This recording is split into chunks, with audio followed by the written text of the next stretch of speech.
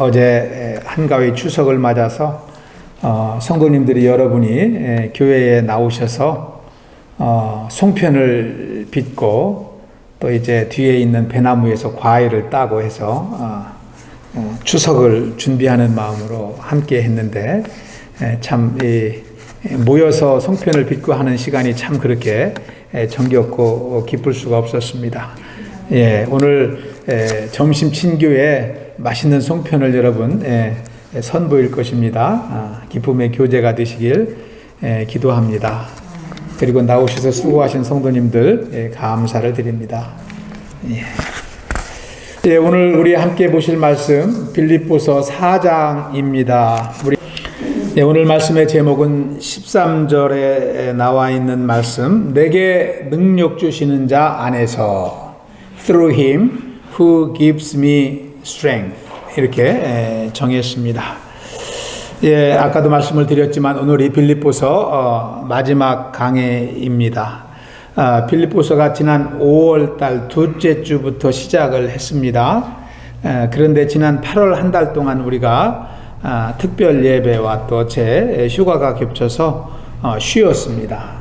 그리고 오늘까지 딱 3개월간에 걸쳐서 빌립보서를 이제 우리가 통해서 말씀의 은혜를 나눠 왔습니다. 빌립보서는 한마디로 기쁨의 서신이라고 그랬습니다. 사도 바울은 빌립보서 1장에서부터 4장까지 한 장도 빠뜨리지 않고 기뻐하라, 기쁨을 강조해 왔습니다. 사도 바울이 기뻐하는 이유는요, 두 가지입니다. 크게 두 가지인데, 첫째는 복음 때문에 사도 바울은 기뻐합니다. 자기를 구원한 복음, 또 자기가 세상에 전하고 있는 복음 때문에 날마다 바울은 기쁨의 삶을 살고 있습니다. 빌립보서를 쓰고 있는 이 신가는 로마 감옥 안에 있는데, 감옥 안에 있으면서도 바울은 기쁨을 잃지 않았습니다. 또 한 가지 바울이 기뻐하는 이유는요, 빌립보 성도들 때문입니다. 다시 말하면 빌립보 교회로 인하여 바울은 기뻐하였습니다. 왜 그렇습니까? 빌립보 교회는 이 바울의 복음 사역에 늘 함께 동역을 해왔기 때문에, 또 바울의 어려움에 도움이 되었기 때문에 빌립보 성도들을 생각하면 늘 감사가 충만하고 기쁨이 충만했습니다. 그래서 빌립보서 1장에 보면은요, 3절 4절에 우리가 첫 시간에 나눴던 말씀인데요, 바울은 빌립보 성도들을 생각할 때마다 감사가 넘친다고 했습니다. 그래서 나는 지금도 여러분을 품고 기도하고 있습니다, 이렇게 기록하고 있는 것을 보게 됩니다.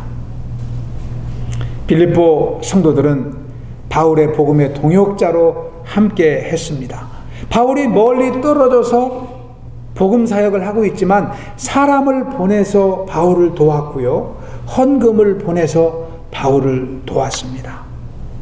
특별히 바울이 어려울 때 빌립보 교회는 모른 채 하지 않았던 것이 바울에게는 그렇게 큰 기쁨이요, 감사로 남아 있었던 것입니다. 오늘 빌립보서 마지막 말씀을 나누면서 바울은 빌립보 성도들에게 감사를 다시 한번 잊지 않고 있습니다. 더 구체적으로 감사를 전하고 있습니다. 왜 바울이 이 마지막에 이 말씀을 하고 빌립보서를 끝날까요? 그 성도들의 그 동역을 잊지 못하기 때문입니다. 또 복음의 동역이 그렇게 중요하기 때문인 줄 믿습니다. 오늘 말씀을 통해서 우리 교회가 더욱더, 우리 교회도 많은 선교를 하고 있지 않습니까? 그러나 주님의 능력을 덧입으면 우리가 더 많은 선교와 헌신을 할 수 있는 줄 믿습니다. 오늘 말씀을 통해서 저와 여러분이 더욱더 복음에 참여하는 교회를 이룰 수 있길 기도합니다. 오늘 말씀 10절을 한번 보시기 바랍니다. 10절을 보시면 내가 주 안에서 크게 기뻐함은, 이렇게 바울은 시작하고 있습니다. 크게 기뻐한다는 것이 무엇일까요? 크게 기뻐한다는 것은요, 바울이 기쁨이 넘쳐난다는 것입니다. 너무 기뻐서 기쁨을 주체할 수 없다는 거예요. 여러분, 기쁨이 넘쳐나면 주체할 수 없습니다. 그 기쁨을 나눠야 됩니다. 네? 나눠야 됩니다. 바울은 그러한 지금 심정입니다. 감옥 안에 있지만 빌립보서를 맺으면서 기쁨을 주체할 수가 없어서 빌립보 성도들에게 마지막으로 권면하고 빌립보서를 마치는 것입니다. 그러면 빌립보 교회는 바울을 어떻게 도왔을까요? 바울은 그것을 다시 한번 기록하면서 감사의 마음을 전하고 있습니다.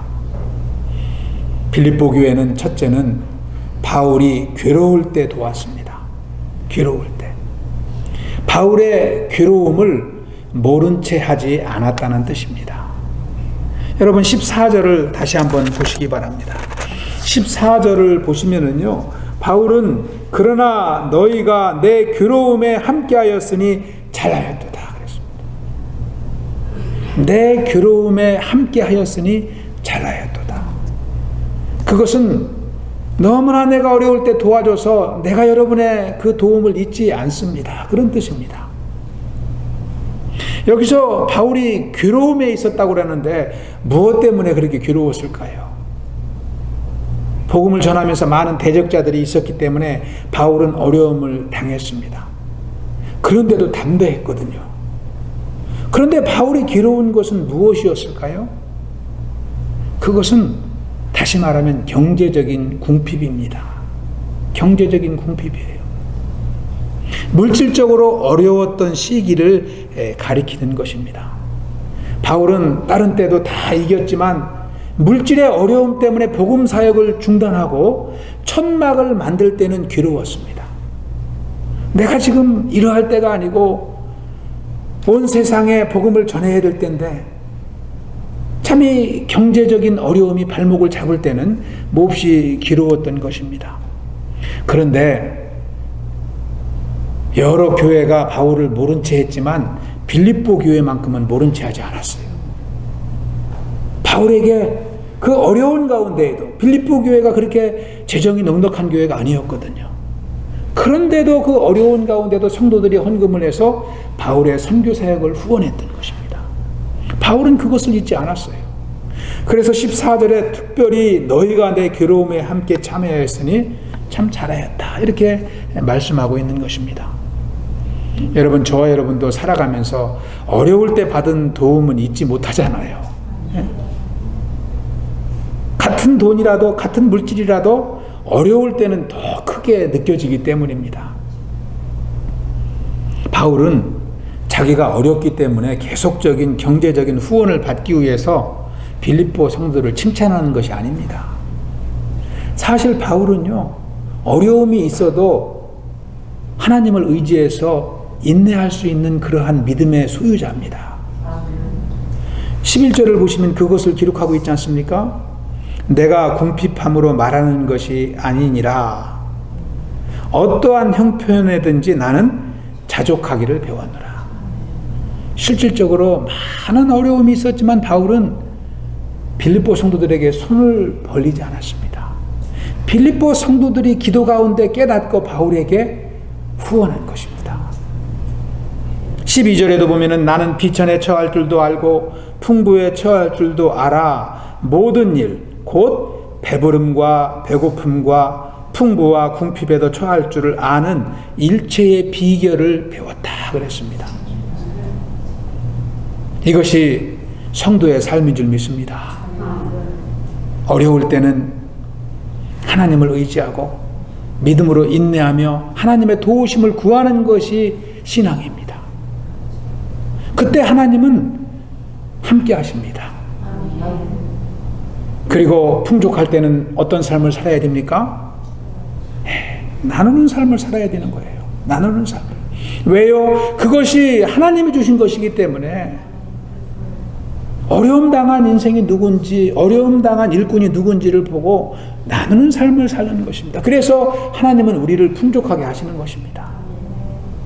그런데 어떤 성도님들을 보면은요, 가난할 때는 하나님께 열심히 나아가지만 풍족하면 신앙생활을 게을리하는 분이 있어요.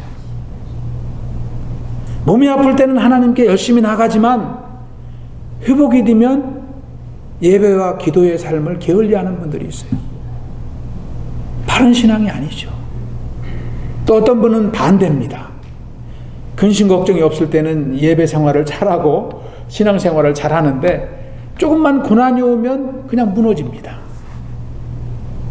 이 둘 다 옳은 신앙이 아닌 것입니다. 바울과 같이 살아야 될 줄로 믿습니다.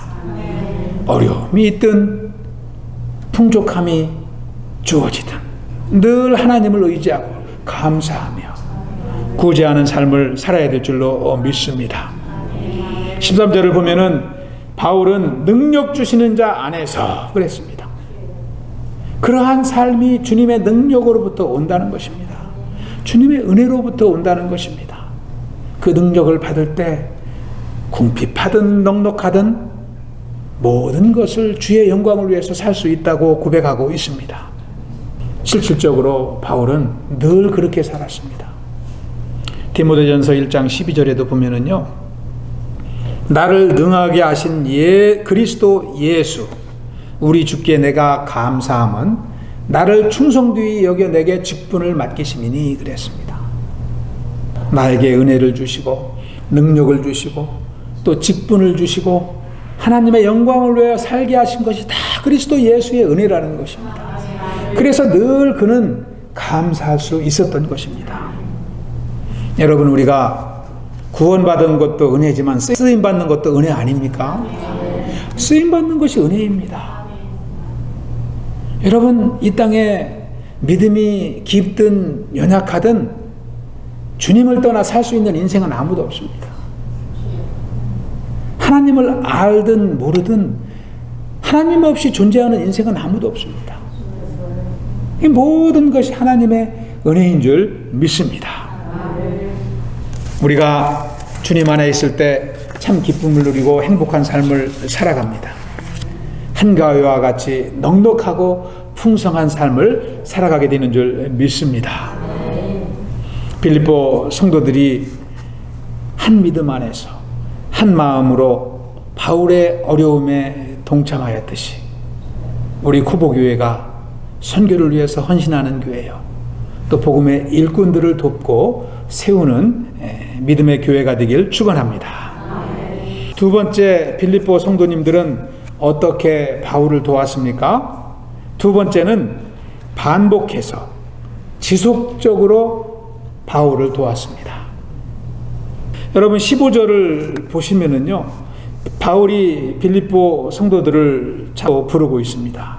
빌립보 사람들아, 너희도 알거니와 복음의 시초에 내가 마게도냐를 떠날 때에 주고받는 내 일에 참여한 교회가 너희 위에 아무도 없었느니라. 바울은 분명하게 감사를 표현하고 있지 않습니까? 빌립보 교회가 어떻게 바울을 도왔는지. 그리고 16절에는요, 데살로니가에 있을 때 바울을 도왔거든요. 그때는 너희가 한 번뿐 아니라 두 번이나 나의 쓸 것을 보내었다. 얼마나 감사하면 몇 번 도왔는지까지 이렇게 기록하고 고마움을 표하겠습니까? 여기서 15절에서 주고받은 일이라는 것은요, 바울이 준 것은 무엇일까요? 복음을 빌립보 성도들에게 전파했습니다. 그래서 그들을 구원받게 했거든요. 그리고 복음을 주면서 그들을 가르쳤습니다. 그들을 양육했습니다. 이것이 바울이 그들에게 준 것입니다. 그리고 받은 것은 그들로부터 후원을 받은 거예요. 복음 사역을 위해서 서포트를 받은 것입니다. 그것을 바울은 기억하고 있는 것입니다. 고린도후서 11장 9절에도 보면은요, 고린도 사역 당시 바울이 생활비가 없어서 힘들었을 때 빌립보 성도들이 바울의 부족함을 채워주었던 것을 기록하고 있습니다.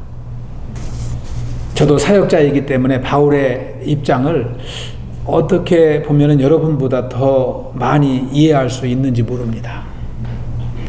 바울은 그 물질이 고맙기도 하였겠지만 무엇보다도 그 물질을 보낸 성도님들의 마음이 감사했을 것입니다.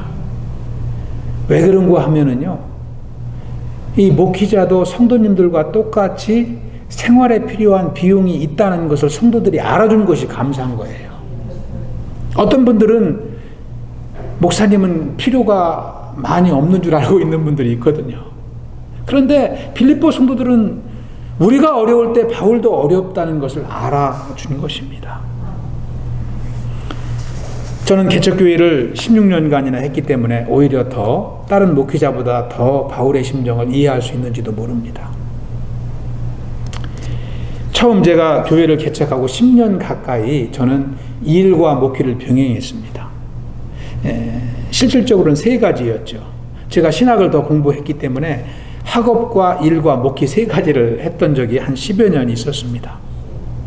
한 번은 제가 학교 우체국에서 일했을 때가 있었어요. 유학 초창기입니다. 우체국에서 하는 일이 우편이, 학교에 우편물이 얼마나 많습니까? 대학에. 그 우편물을 다 소링하고 분류하고 나면은 이 차에다 싣고 배달하는 거예요. 근데 이 건물이 학교에 여러 군데가 있습니다. 이렇게 여러 군데의 건물에 마다 이렇게 배달을 하는 거예요. 근데 한 번은 이제 배달하러 나갔어요. 차에다 우편물을 가득 싣고 배달하고, 건물에 배달을 하기 위해서 건물 앞에 주차를 하고 이제 들어갔다 나옵니다. 근데 편지를 하나를 안고 가서 건물 각 사무실에 배달을 하고 와보니까 차가 없어졌어요. 건물 앞에 딱 받쳐놨던 차가 없어졌어요. 그래가지고 깜짝 놀랐죠. 이 주위를 이렇게 돌아보니까 제 차가 저기 주차장에 서 있는 거예요. 조금 약간 언덕이거든요. 여기 보시면은 학교가 언덕이지 않습니까? 주차장이 이렇게 조금 비스듬히 언덕인데 차가 그냥 굴러가서 저기 받쳐있는 그 승용차 뒷공무니를 쾅 받고 서 있는 거예요. 웬일인가 싶더라고요. 나중에 알고 보니까 이 밴이 너무 오래돼가지고 이 기어가 너무 느슨한 거예요.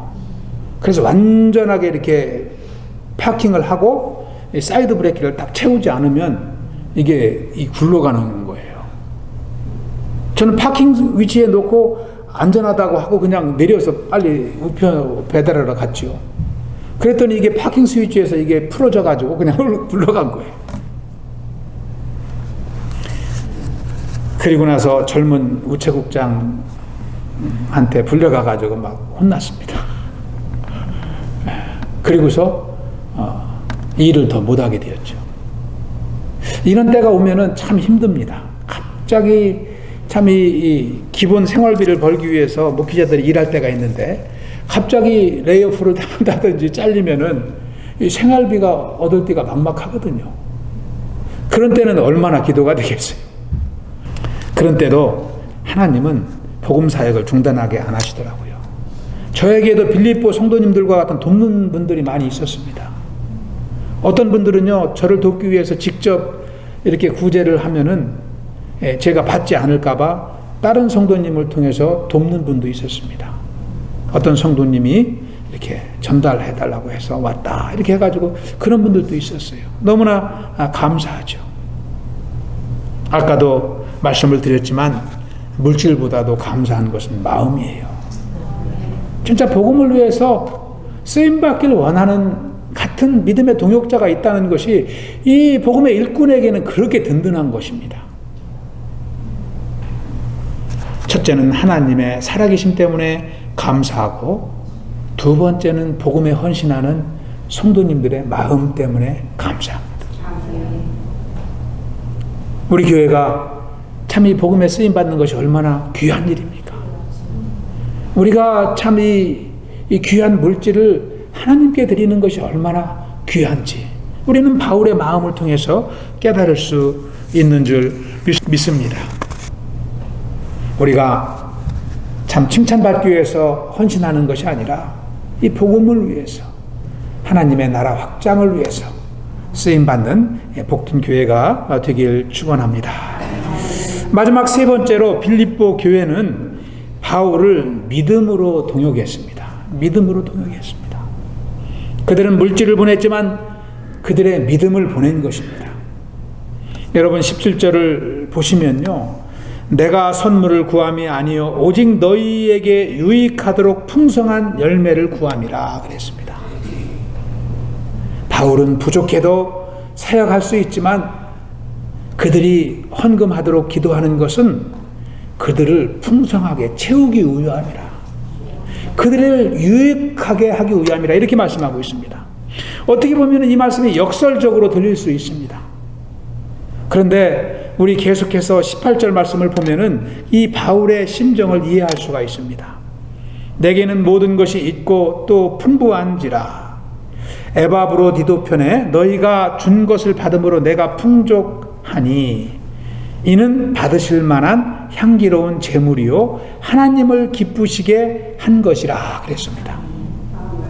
여기 에바브로디도 편에서 보내줬다는 것은요, 바울이 특별히 로마 감옥에 있을 때 활동이 자유스럽지 못할 때 빌립보 교회가 에바브로디도를 성화송에서 헌금을 가지고 바울에게 전달하는 것을 말합니다.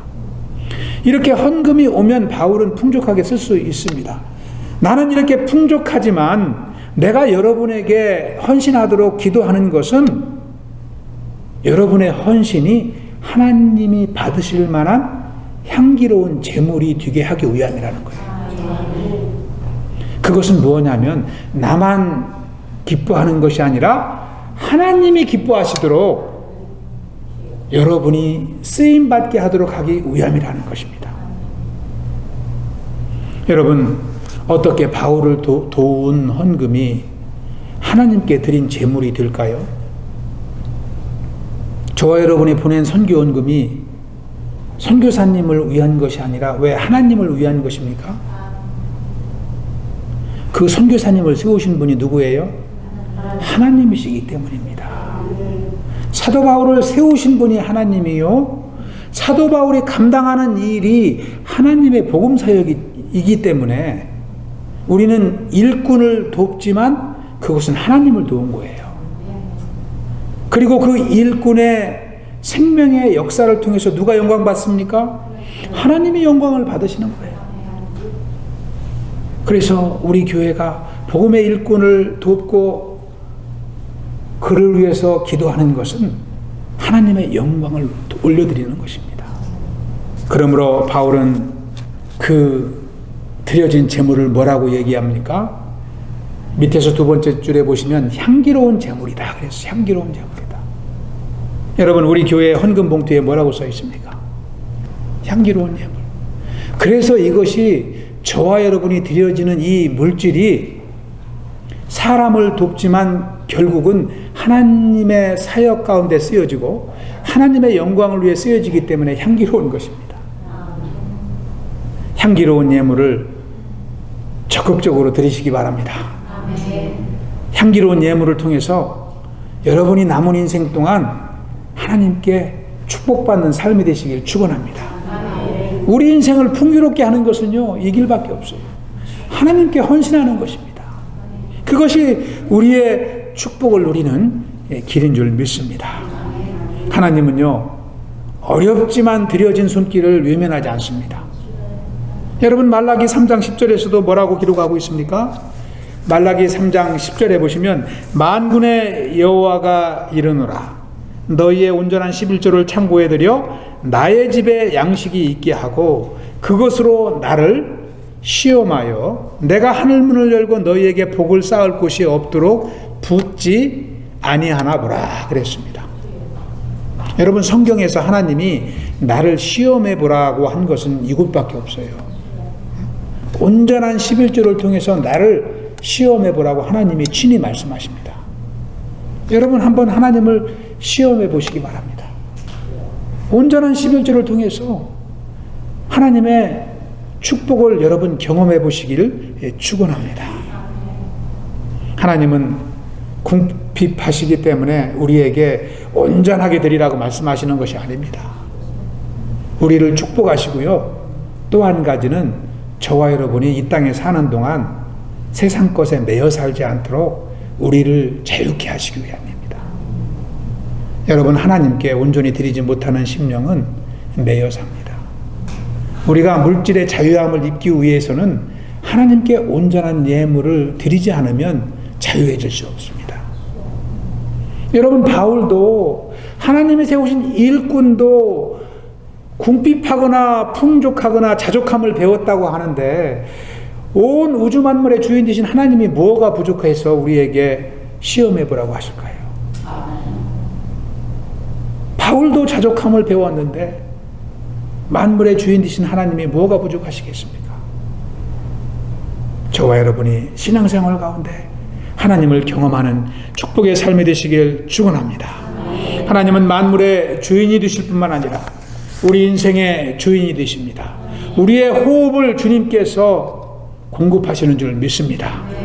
우리에게 일터도 주신 분이 하나님이시요, 건강을 주신 분도 하나님이시요, 일을 하기 위한 지혜를 주신 분도 하나님이십니다. 그런데 많은 분들이 그 일터를 주신 하나님을 예배하는 삶을 게을리하고 있는 것입니다. 참 아이러니컬한 이야기가 아닐 수 없습니다. 우리는 아무리 귀한 것을 하나님께 드려도 아깝지 않습니다. 귀한 것을 드릴수록 자유한 삶을 살게 되는 줄 믿습니다.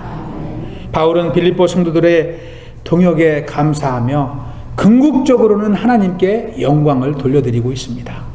우리 20절을 한번 마지막으로 합독하겠습니다. 20절 말씀 시작. 하나님 곧 우리 아버지께 세세 무궁하도록 영광을 돌릴지어다. 아멘. 오늘 말씀을 정리합니다. 여러분, 구약성경에 보시면요, 사르밧에 살고 있는 과부 이야기가 기록되어 있지 않습니까? 이 과부는 어린 아들과 함께 살고 있었는데 나라에 가난이 들어 기근이 들어서 이제는 어린 아들과 함께 통에 있는 가루 한 움큼 또 기름 약간 이것을 통해서 떡을 만들어 먹고 이제는 생을 마감하려고 하였습니다. 그래서 떡을 만들기 위해서 이제 나뭇가지를 주우러 나가다가 엘리야 선지자를 만나게 됩니다. 그런데 그때 엘리야 선지자는 과부에게 말하죠. 물을 좀 한 그릇 떠다 달라, 이렇게 부탁을 합니다. 그리고 물 뜨러 갈 때 선지자가 다시 말하기를, 그리고 떡 한 조각을 만들어서 나에게 가져달라, 이렇게 부탁을 합니다. 과부는 어떻게 합니까? 순종하죠. 선지자의 말씀에 순종합니다. 그런데요, 엘리야에게 떡을 만들어서 갖다 주었거든요. 그러면 가루와 기름이 없어야 되는데 와보니까 어떻게 되어 있어요?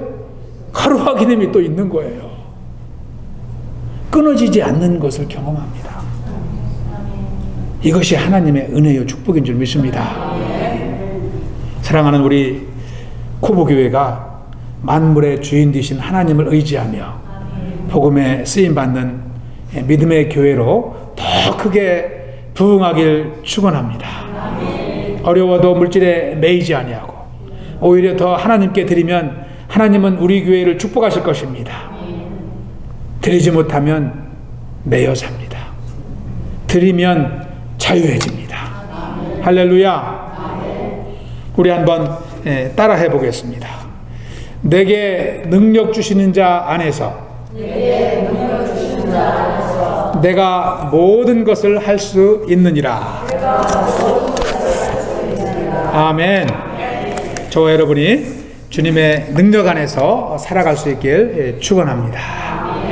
기도하겠습니다. 아버지 하나님, 감사합니다. 주님께서 지난 3개월 동안 빌립보서 말씀을 허락하시고 또 우리에게 복음의 사명을 다시 한번 회복시켜 주시고 또 큰 은혜를 주신 줄 믿고 감사와 찬양을 올려드립니다.